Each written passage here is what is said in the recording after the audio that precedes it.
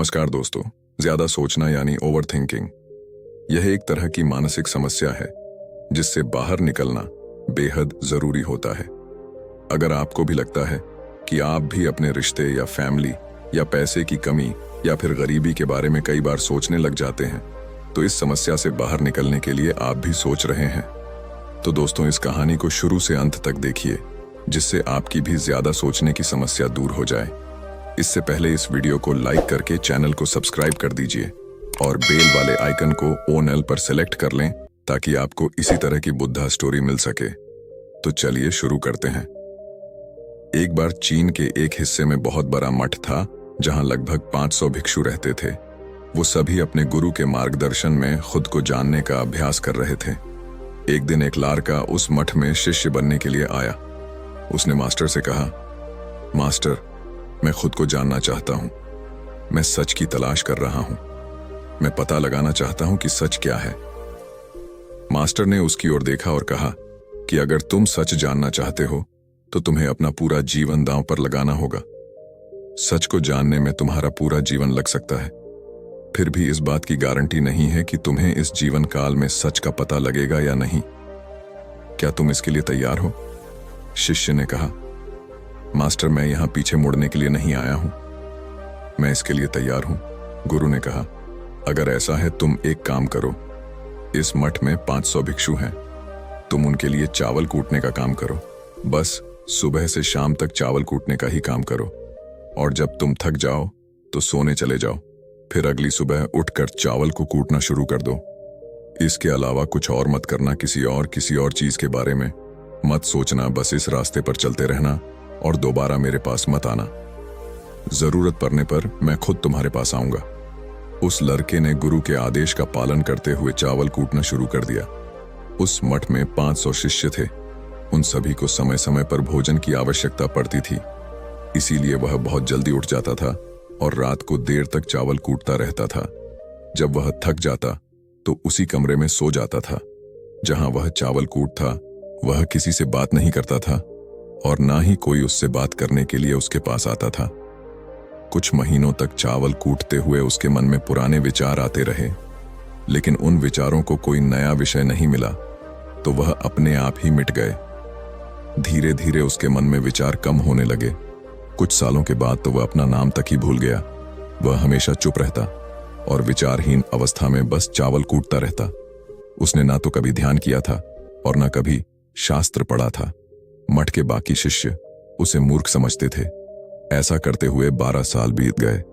12 साल बाद एक दिन मास्टर ने घोषणा की, अब मेरा आखिरी समय आ रहा है और मुझे अपना उत्तराधिकारी चुनना है जो मेरे बाद मठ का मुखिया होगा। इसीलिए मेरा कोई भी शिष्य है जिससे लगता है कि उसे आत्म साक्षात्कार हो गया है और उससे खुद को जान लिया है, तो रात को मेरे दरवाजे के पास आकर इस दीवार पर कुछ पंक्तियां लिखें जिसमें उसकी जिंदगी का सारा अनुभव समाया हो। कई शिष्यों ने ऐसा करने के बारे में सोचा, पर मठ के प्रमुख शिष्यों में से एक ने वहां जाकर कुछ पंक्तियां लिखी। उसे बौद्ध धर्म ग्रंथों का बहुत ज्ञान था। सभी शिष्यों को लगता था कि वह इस मठ का उत्तराधिकारी बन सकता है। उसने लिखा था कि मन एक दर्पण की तरह है जिस पर विचारों और इच्छाओं की धूल जमा हो जाती है। इस धूल को हटाने के लिए ही ध्यान है, जिसकी धूल हट जाती है और मन का दर्पण साफ हो जाता है, वह मोक्ष को प्राप्त कर लेता है।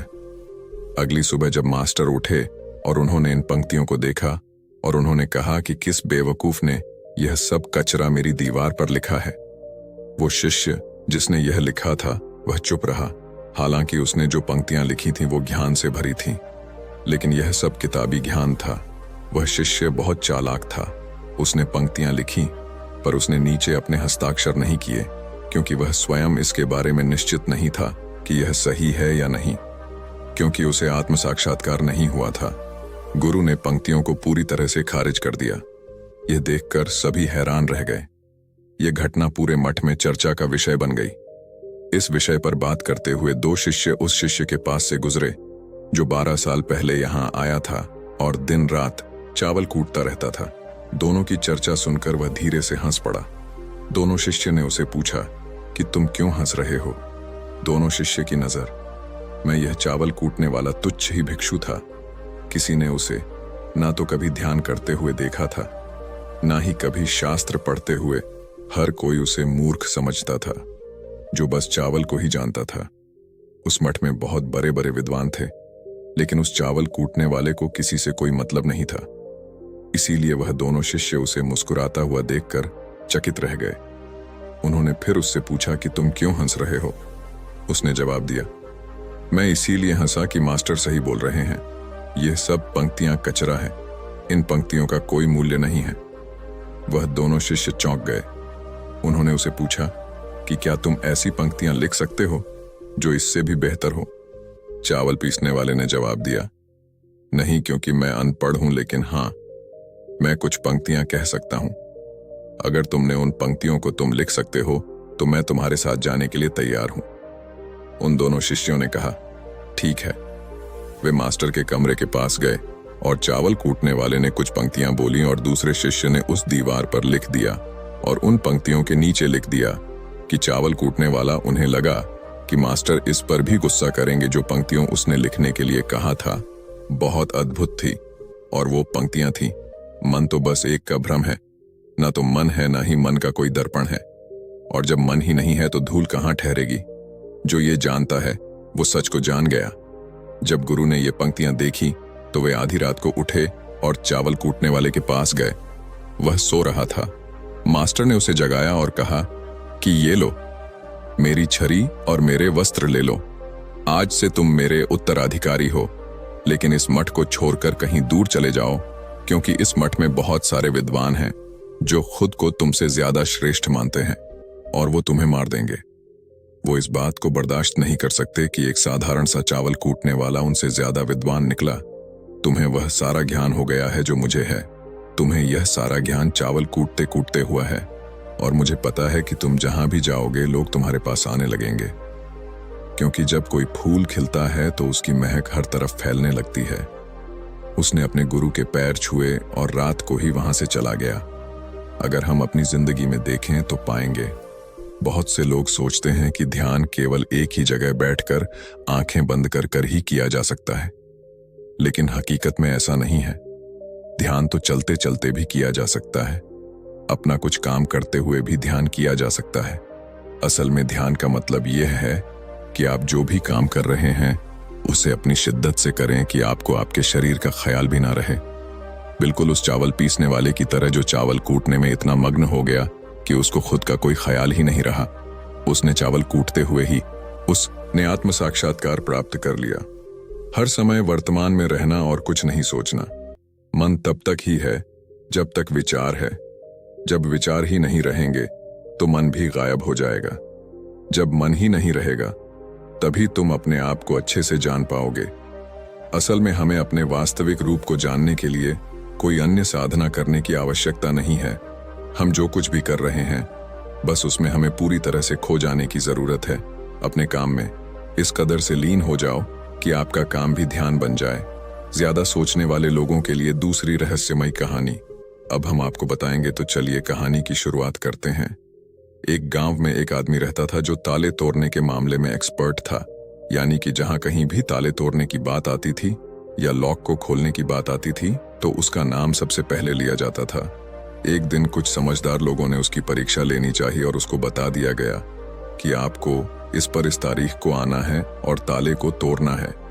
जब वह समय के अनुसार तय दिनांक को वहां पहुंच गया तो उसको प्रतियोगिता के नियम समझा दिए गए। आपको एक बॉक्स में बिठा दिया जाएगा और उस बॉक्स को पानी में उतार दिया जाएगा। आपको ताला खोलकर बाहर आना होगा। इस बीच आपको लगता है कि लॉक आपसे नहीं खुल पाएगा तो आप इमरजेंसी बटन को दबा सकते हैं और ऊपर आ सकते हैं, लेकिन आप प्रतियोगिता में हार जाएंगे। उसने सभी नियमों की हाँ कर दी और पानी में चला गया। जैसे ही वह पानी में पहुंचा तो उसने जेब में से एक तार निकाला और लॉक को खोलने की कोशिश करने लगा। 4 से 5 बार कोशिश करने के बाद वह बार बार विफल हो रहा था, लेकिन उससे लॉक नहीं खुल रहा था। अब ज्यादा समय तक पानी में रहना उसके लिए और भी मुश्किल था, क्योंकि सांस रोकना आसान नहीं था। फाइनली उसने अपना पूरा दिमाग लगाया और एक बार अंतिम प्रयास किया। वह विफल हुआ और उसने इमरजेंसी बटन दबा दिया। धीरे धीरे ऊपर आने लगा। पानी के ऊपर आए बॉक्स को बाहर निकाला गया और हल्का सा धक्का देकर खोला गया। वह अचंभित हो गया कि एक बार भी मेरे दिमाग में यह ख्याल क्यों नहीं आया कि मैं इसको धक्का देकर खोलूं। हो सकता है कि यह लॉक ही ना हो। तो यही होता है, जब हम भी बहुत ज्यादा सोचते हैं तो इसका खामियाजा हमें भुगतना पड़ता है।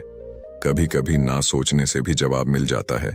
इसलिए किसी ने कहा है कि जो कुछ नहीं करते वह कमाल करते हैं। जी हाँ दोस्तों, यह बात बिल्कुल सही है। कभी कभी दिमाग को जब हम शांत रखते हैं और ठंडे दिमाग से सोचने की कोशिश करते हैं तो हमें बेहतर समाधान मिल जाता है। अब हम आपको बताएंगे कि ज्यादा सोचने की यह बीमारी के मुख्य कारण क्या है, जिससे आपको ज्यादा सोचने की बीमारी हो जाती है। अत्यधिक सोच के कुछ मुख्य कारण। पहला कारण, वर्तमान से ज्यादा भूतकाल या भविष्य के बारे में ज्यादा चिंता करना। आप जो काम अभी कर रहे हैं उससे ध्यान हटाकर अपना ध्यान बीते हुए समय या आने वाले पर लगाएंगे तो आप ओवर थिंकिंग के शिकार होते जाएंगे।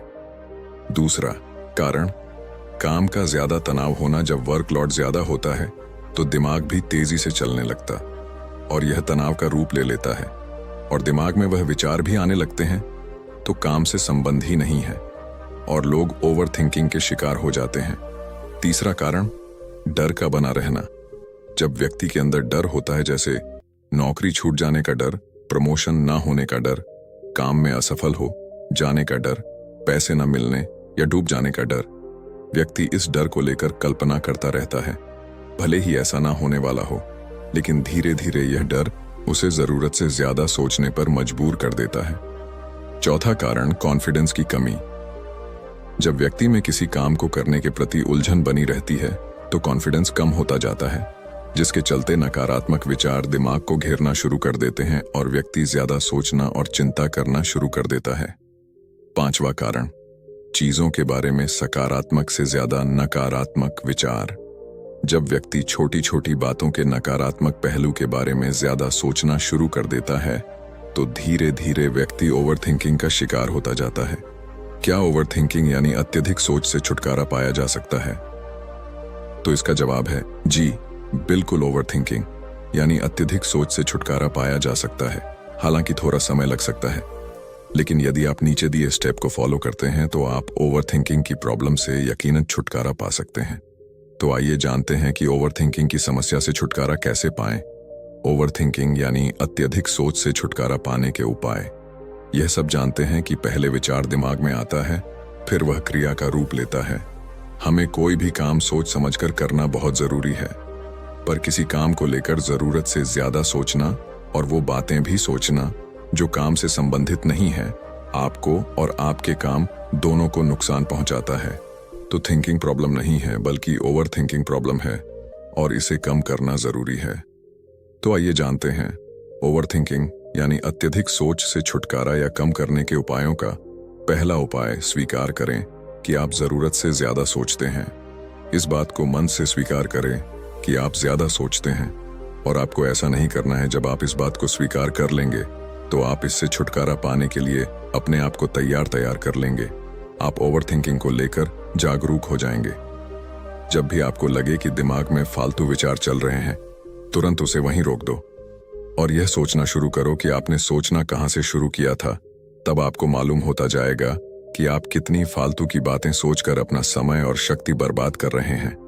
दूसरा उपाय, हमेशा सकारात्मक सोचने की कोशिश करें। क्या गलत हो सकता है की जगह क्या अच्छा हो सकता है। सोचे नकारात्मक विचार डराते हैं और आपका दिमाग चिंता से दौड़ने लगता है। जब आप उन नकारात्मक चीजों पर ध्यान केंद्रित करने लगते हैं जो कहीं हो गई, तो तब आप दिमाग के गुलाम हो जाते हैं। लेकिन जब आप सकारात्मक रूप से सोचते हैं तो दिमाग आपका गुलाम होता है। सकारात्मक रहने का मतलब यह नहीं है कि आप चीजों के सिर्फ एक पहलू को देखें, बल्कि सही और गलत दोनों पहलुओं को देखना जरूरी है।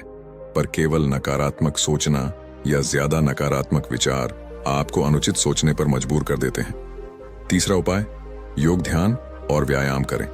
योग, ध्यान और व्यायाम मस्तिष्क और शरीर को स्वस्थ रखते हैं। ध्यान काफी लाभदायक है, इसे अपने जीवन का हिस्सा बनाएं। चौथा उपाय, वर्तमान क्षण में जीने की कोशिश करो। कभी कभी लोग बीती हुई बातों या घटना के बारे में ही सोचते रहते हैं और तनाव में आ जाते हैं। इसी प्रकार जो समय आने वाला है उसे लेकर भी इतनी चिंता करते हैं कि तनाव में दिमाग हावी हो जाता है और फालतू बातें सोचने लगता है। जो समय बीत गया है उससे सीख लो, जो आने वाला है उसकी तैयारी करो, लेकिन यह आप तभी कर सकते हैं जब आप वर्तमान में रहे। इसलिए आप जो अभी कर रहे हैं तो पूरा ध्यान उसी पर लगाओ। 5वां उपाय, जो बात आपको परेशान कर रही है उसे लिख लें। आपके सोचने के तरीके और आपके महसूस करने के तरीके के बीच एक मजबूत संबंध है।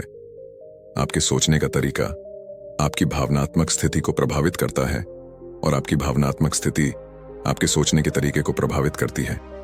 तो जो बात आपको परेशान कर रही है उसे लिख ले।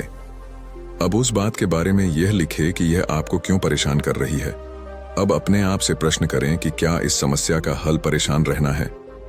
यदि नहीं तो उसका हल ढूंढे, और यही इसका कोई हल नहीं है तो परेशान रहने और सोचते रहने से क्या होगा। जब धीरे धीरे आप ऐसे करेंगे तो इस चीज की आपको आदत पड़ती जाएगी और आप अनावश्यक सोचना बंद कर देंगे।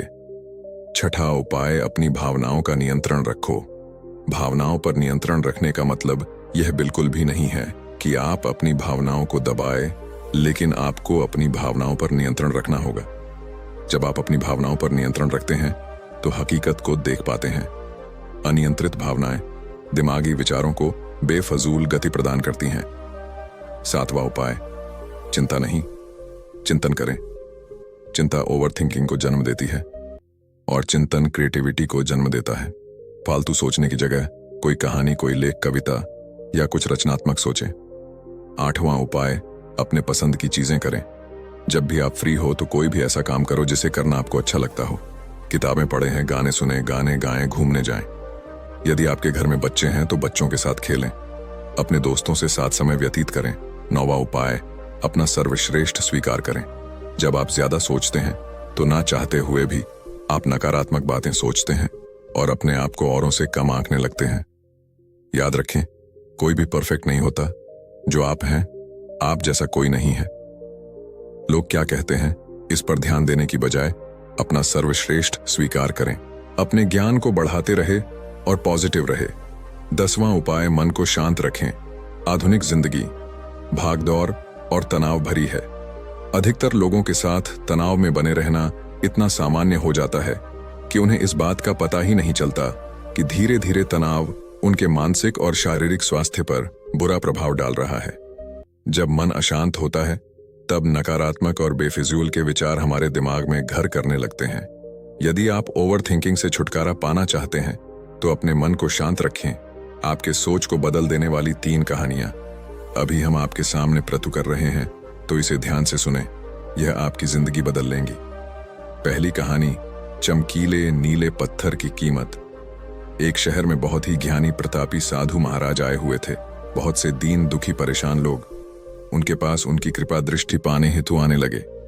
ऐसा ही एक दिन दुखी गरीब आदमी उनके पास आया और साधु महाराज से बोला, महाराज, मैं बहुत ही गरीब हूं, मेरे ऊपर कर्जा भी है, मैं बहुत ही परेशान हूं, मुझ पर कुछ उपकार करें। साधु महाराज ने उसको एक चमकीला नीले रंग का पत्थर दिया और कहा कि यह कीमती पत्थर है, जाओ जितनी कीमत लगवा सको लगवा लो। वह आदमी वहां से चला गया और उसे बचने के इरादे से अपनी जान पहचान वाले एक फल विक्रेता के पास गया और उस पत्थर को दिखाकर उसकी कीमत जाननी चाहिए। फल विक्रेता बोला, मुझे लगता है यह नीला शीशा है, महात्मा ने तुम्हें ऐसे ही दे दिया है। हाँ, यह सुंदर और चमकदार दिखता है, तुम मुझे दे दो इसके, मैं तुम्हें 1000 रुपए दे दूंगा। वह आदमी निराश होकर अपने एक अन्य जान पहचान वाले के पास गया जो कि एक बर्तनों का व्यापारी था। उनसे उस व्यापारी को भी वह पत्थर दिखाया और उसे बेचने के लिए उसकी कीमत जाननी चाहिए। बर्तनों का व्यापारी बोला, यह पत्थर कोई विशेष रत्न है, मैं इसके तुम्हें 10,000 रुपए दे दूंगा। वह आदमी सोचने लगा कि इसकी कीमत और भी अधिक होगी और यह सोच वो वहां से चला आया। उस आदमी ने इस पत्थर को अब एक सुनार को दिखाया। सुनार ने उस पत्थर को ध्यान से देखा और बोला, यह काफी कीमती है, इसके मैं तुम्हें 1 लाख रुपए दे दूंगा। वो आदमी अब समझ गया था कि यह बहुत अमूल्य है। उसने सोचा, क्यों ना मैं इसे हीरे के व्यापारी को दिखाऊं। यह सोच वो शहर के सबसे बड़े हीरे के व्यापारी के पास गया। उस हीरे के व्यापारी ने जब वो पत्थर देखा तो देखता रह गया। चौंक वाले भाव उसके चेहरे पर दिखने लगे। उसने उस पत्थर को माथे से लगाया और पूछा, तुम यह कहां से लाए हो? यह तो अमूल्य है। यदि मैं अपनी पूरी संपत्ति बेच दूं तो भी इसकी कीमत नहीं चुका सकता। तो इस कहानी से हमें यह सीख मिलती है, हम अपने आप को कैसे आंकते हैं।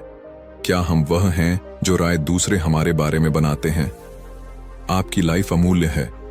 आपके जीवन का कोई मोल नहीं लगा सकता। आप वह कर सकते हैं जो आप अपने बारे में सोचते हैं। कभी भी दूसरों के नेगेटिव कमेंट से अपने आप को कम मत आंकिए।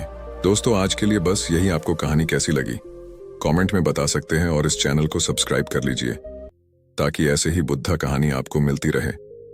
तो चलिए फिर मिलते हैं एक और नई कहानी और नई मैसेज के साथ।